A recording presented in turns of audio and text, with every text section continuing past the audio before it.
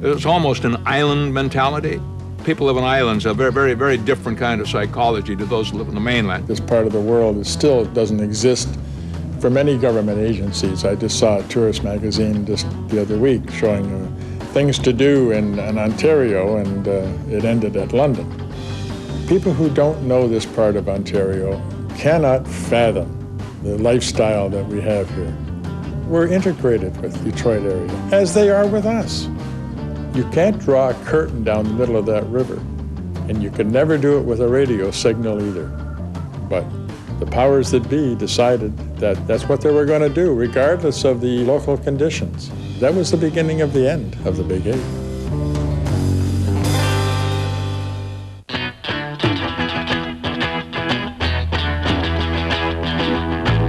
Even though it's only 5,000 feet over there, there's an international border right down the middle of that river, and you can't ignore that fact. American woman, stay away from me. American woman. In 1968, when Pierre Trudeau was elected Prime Minister, there was a renaissance in Canadian thinking that would have an enormous impact on Windsor and the Big Eight. A new Canadian law restricting foreign ownership of radio and TV forced American RKO to sell its most profitable operation. CKLW radio and TV were purchased and divvied up by Canada's Bayton Broadcasting and the CBC. The new laws went beyond who was playing the music to what was being played. One of the first measures taken by the new CRTC head, Pierre Junot, became known as the CanCon rule. Minimum percentages of overall airtime had to be dedicated to Canadian music. I was involved in the setup of the content. And the surprising thing was that when we first talked to Junot about it, he was talking 50%. And we were utterly aghast because there was absolutely no way that we had either the capabilities or the financial ability to cover that kind of content. And it was sawn off at the 30%. Our competitors were across the water, and they were jumping for joy over there, like 30%. Well, we're playing at 30% of non-hit music. They can be playing hits. In the heyday of American Top 40, there were somewhere between 700 and 1,000 releases every month. There was just a huge amount of product. That all dried up because there just wasn't a source for that in Canada. Don't ask me how we filled it. It was, wow. It was tough. It hurt. We looked for Canadian content to play. Well, this became one of the greatest challenges of the 3 years I was there. I mean, I can tell you some funny things that we used to try. You search the genealogy of some of these artists to find out if their fathers were born in British Columbia or something, so they would qualify for one of the 4 standards that you had to meet in order to make it Canadian. I mean, it was a farce. We took advantage of that situation and had the Funkadelic record up in Toronto. And several members of the group were living in Canada and became Canadian citizens. So this kind of helped, get a record on CKLW, which is very important. One day I woke up and I said, wait a minute, short records. So I had the brainstorm of chopping all the Canadian records down to a minute and a half. Nobody said they had to be 3.5 minutes long. Well, I got in trouble for that, of course. The government goes, no, you can't do that. And it was just this game that went on and on and on. There is legend that disc jockeys on CKLW would play a Canadian content record and introduce it with, and now here's one for the CRTC, and not name the artist, and not name the song, nothing, just to fulfill the Canadian content quota. And they also would say, here's another beaver. Which is very appropriate.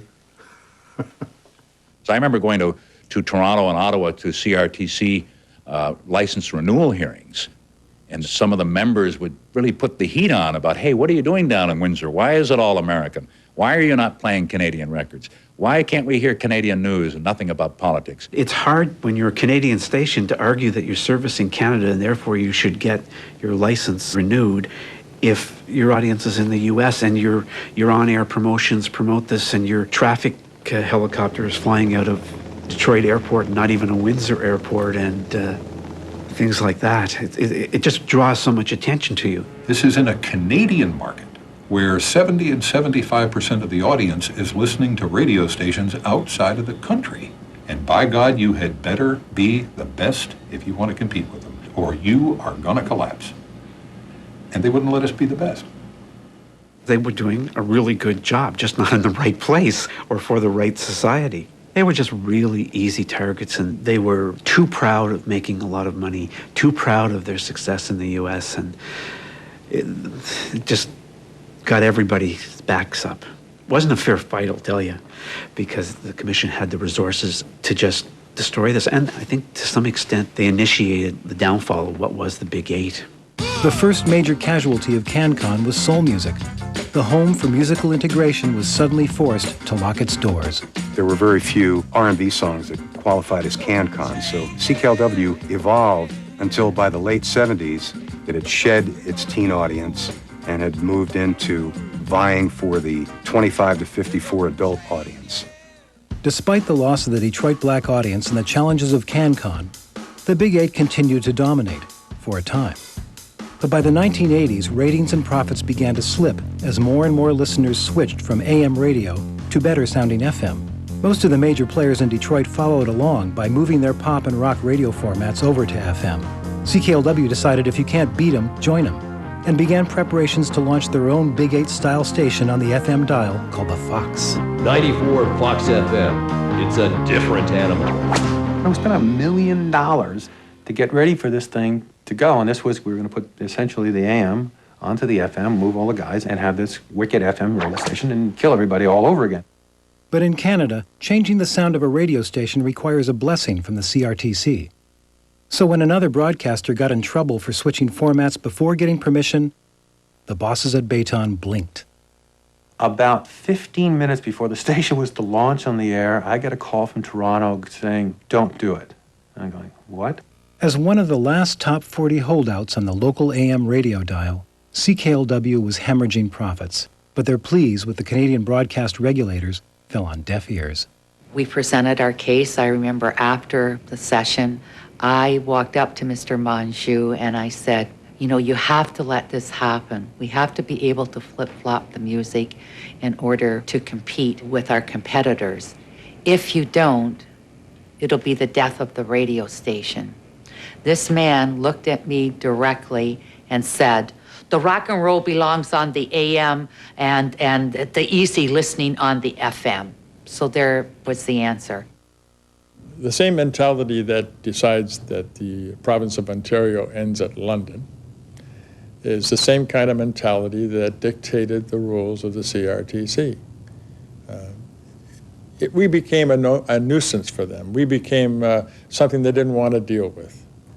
Neither did they care.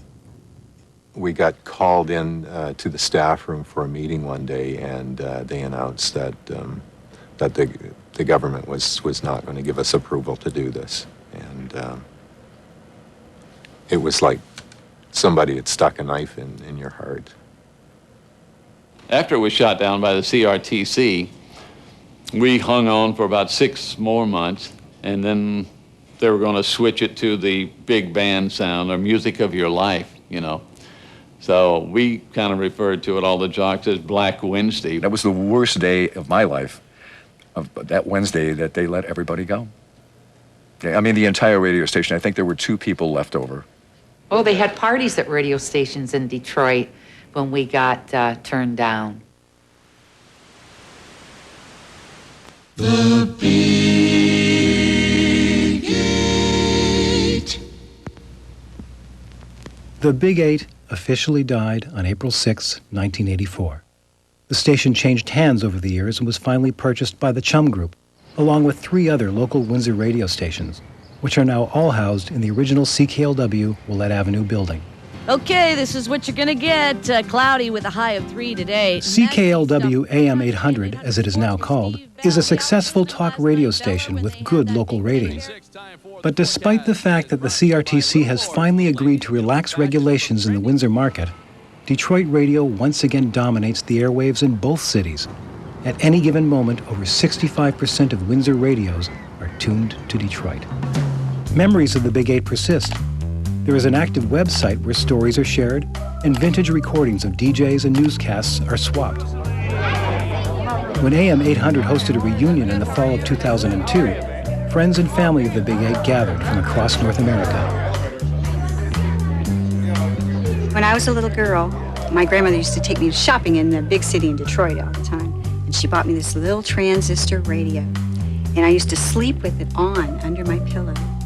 And I just knew I loved everything about radio. And I couldn't believe when the opportunity came that I would be here. Just to have a tiny little piece of that history to be involved in it was, I just couldn't believe, and on top they paid you for it.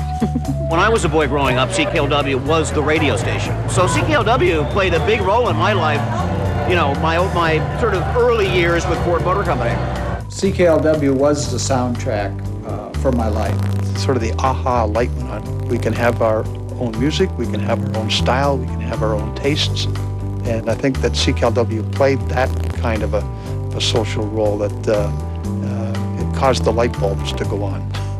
When you hear a song now, as you get older, and you remember exactly where you were driving in your dad's car, and I remember certain things, and that goes for everybody, I'm sure. Rock and roll music, the music CK played such a part in our lives. We cared about the music. That's what we listened to, and we loved it, and we wanted our audience to hear it. And we weren't right every time, but it didn't matter. So I guess we were pioneers. What is it, the old joke? Pioneers end up with arrows in their back. I don't know, but I think it was a pioneering spirit. You know, we were paving new ground. We were breaking new ground. We were doing things that had never been done before. We changed the way people listened to music. We changed the way people thought about the news. They did change the way people thought and acted. And if they did it in minor ways, big deal. It doesn't mean minor and important are different categories, right? Things changed. It's part of the whole process of creating a great, and I mean great, Bulgarian culture that isn't controlled from the top down, that in some ways has unleashed the rabble. And yeah, they participated in that and had a big role in it. More power to them. Which is the same way as saying more power to us. It's been a lot of fun. It's been a lot of fun. Thanks for coming out, everybody. Should we sing it out at least with the Motor City jingle? Sure. Someone who wants to lead? All right. CKLW, Motor City. The signals beaming out from that Lake Erie powerhouse beginning back in 1932 have spread out in all directions. And those modulating radio waves must surely have broken beyond the atmosphere. Somewhere, light years away, the voices and the music of a revolution continue to resonate. Ladies and gentlemen, the beat goes on. CKLW, the Motor City.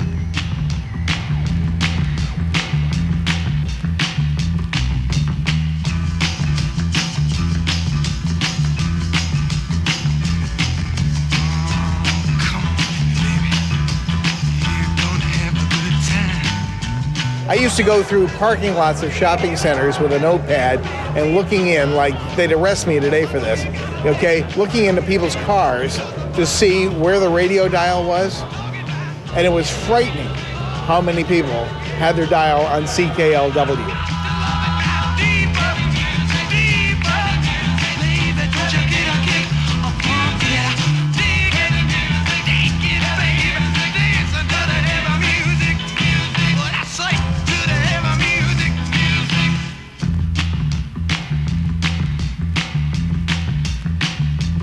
CKLW, the Motor City.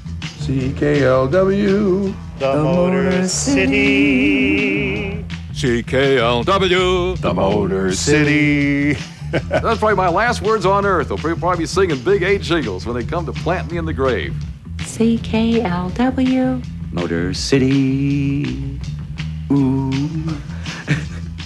I have a feeling it's going to end the movie with this. I hope not. Oh, me too.